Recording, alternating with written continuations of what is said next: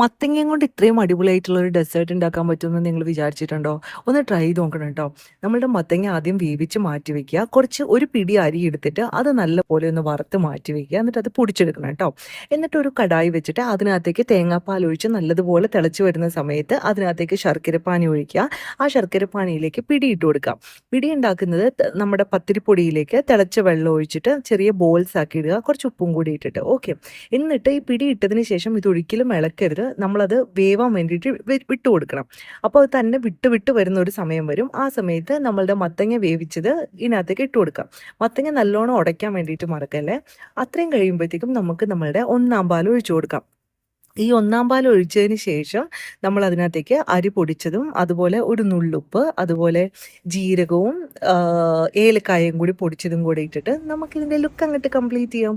പിന്നെ എന്താ തണുപ്പിച്ച് പിറ്റേ ദിവസം കഴിക്കാനാണ് കേട്ടോ ഏറ്റവും അടിപൊളി. അപ്പോൾ ട്രൈ ചെയ്ത്